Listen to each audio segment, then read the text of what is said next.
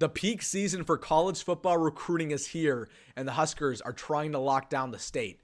There are multiple 3-star and 4-star prospects from Nebraska who are uncommitted. So in today's video, I'm going to break down when I expect those guys to commit. Are they going to commit to Nebraska? Are they going to commit elsewhere? And everything else in between. So really quick, we have a jam-packed recruiting video today. Make sure to smash that like button if you're excited about Nebraska recruiting this summer, along with subscribing to the channel. Nowhere else on Husker YouTube are you going to get breaking news about Nebraska recruiting, Nebraska rumors, and everything else this summer. So if you want to stay up to date with everything Huskers or just want to support me, please hit that subscribe button. But without further ado, let's jump right into it, talking about Nebraska recruiting, specifically their efforts when it comes to locking down the state.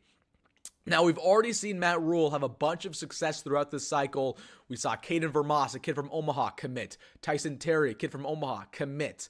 Jackson Carpenter, a Lincoln kid, he committed. And then Connor Booth, a kid from Wahoo. So he's doing it in all facets, all around the state. Guys are coming to Nebraska and committing. But let's start it off with the number 1 and number 2 players from Nebraska who are currently uncommitted. And let's talk about their recruiting process. So let's start off with the number 1 player, Christian Jones, 4-star linebacker, top 200, listed at 6'3", 220. If you're not familiar with him at all, he's out of Omaha, Nebraska, plays for Westside High School.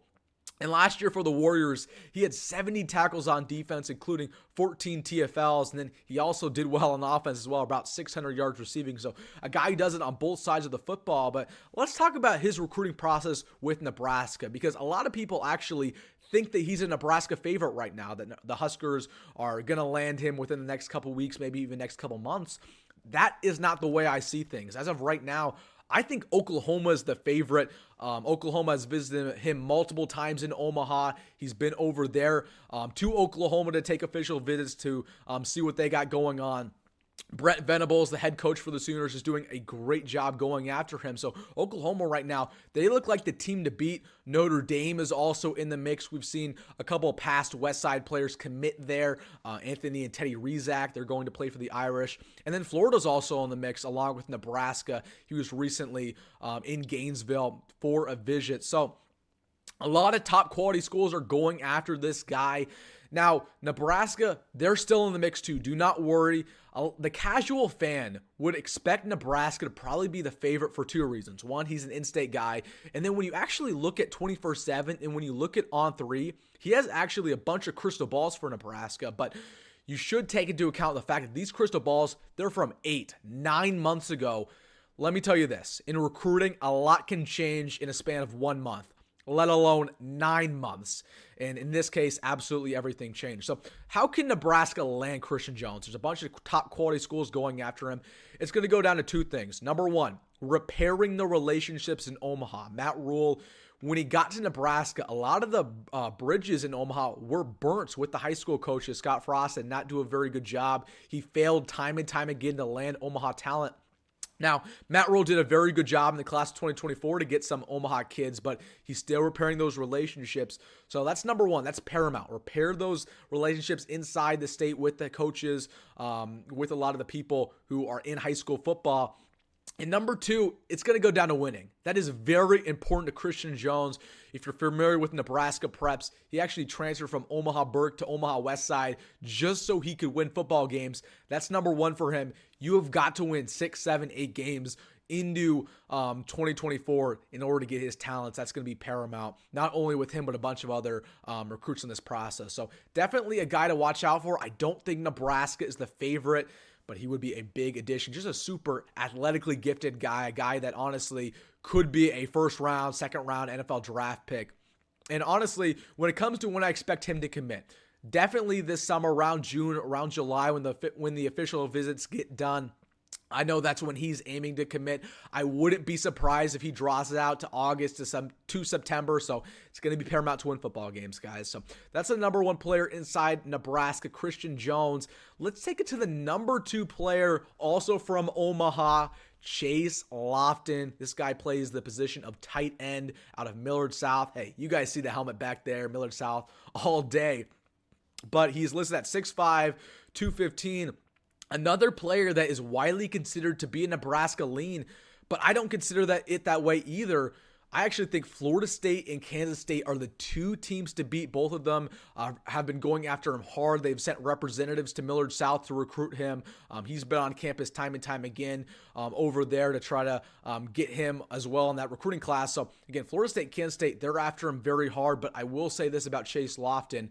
Nebraska took the entire coaching staff over to Millard South earlier this week. I believe it was Monday. They had everybody there, offensive coordinator, defensive coordinator, every single position of coach, just to see Chase Lofton. They're trying to go after him very hard. So they understand it's going to be a battle. They understand this guy is very sought after. And I'll say this, tight ends are probably the most sought after position besides quarterback in all of college football recruiting because there's only so many to go around. So Chase Lofton, man, that's going to be another tough fight. Another player I expect to commit this summer, maybe even later going into the fall. But another guy there where it's not a lock for Nebraska. You've got to fight. You've got to throw some money around, and you got to win football games. So it really, from my perspective, it's going to be a three-horse race. Kansas State, Florida State, Nebraska. I wouldn't think Nebraska's the favorite there. A lot of people think that if Nebraska wanted him, Nebraska would get him. I don't think it's that way. So another guy to watch out for. So yeah, none of those guys are guaranteed commits for Nebraska. But here's the silver lining. This is a good thing for in-state recruiting. It means that a lot of these guys are highly sought after, right? Some of the Nebraska commits in-state that we already got were not highly sought after. We were not fighting off schools to get them. When we're fighting off schools for a recruit, it means they're worthwhile. That means they're going to be a really good player at the next level. So it just means that Nebraska is getting better and better every year, producing top-tier talent and taking that to the Power 5 level. So really, if you can land those two players, you're going to lock down the state for a very long time. And I'll say this as well. Locking down Omaha is the most important basically job for Matt Rhule when it comes to recruiting, right? Lincoln is all fine and dandy. They produce some solid players every now and then. Western Nebraska is all right. Omaha is where the real talent comes from. Not only for football, but for basketball, for baseball, everything. You got to lock down Omaha.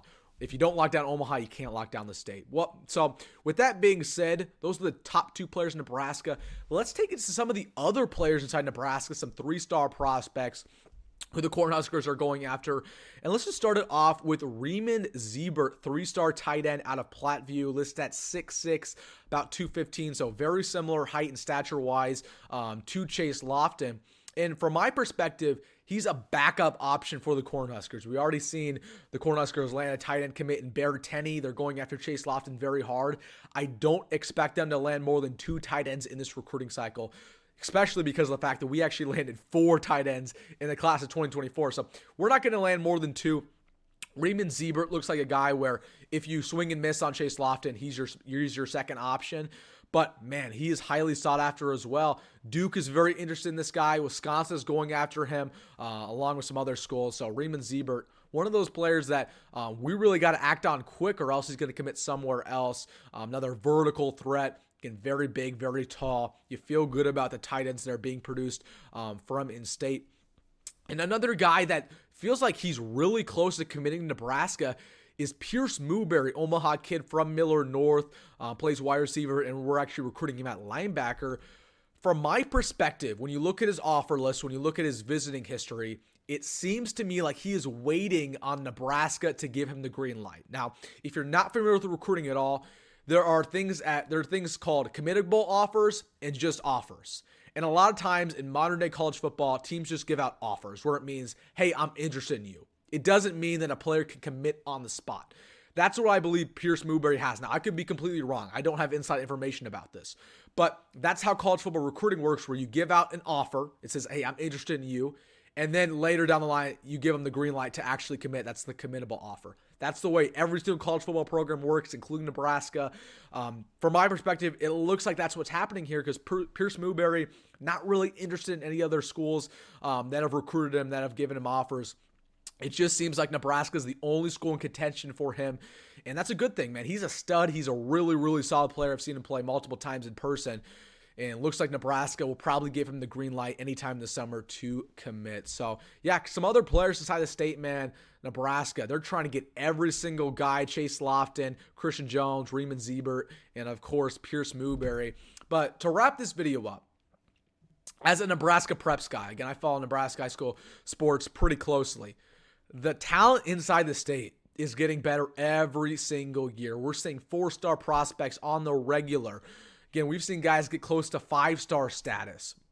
I mean, man, it's just a testament to how far we've come, and it's going to become harder for Nebraska to lock down the state. But we got to trust Matt Rhule. We got to trust the money. We got to trust the connections.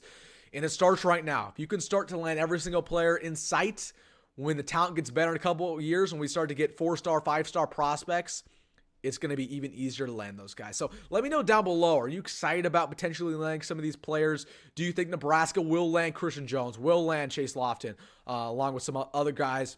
And hey, if you made it this far in the video, make sure to hit that like button and subscribe if you want to stay up to date with everything Huskers this offseason. And as always, folks, go Big Red, go Matt Rhule, and see you in the next one.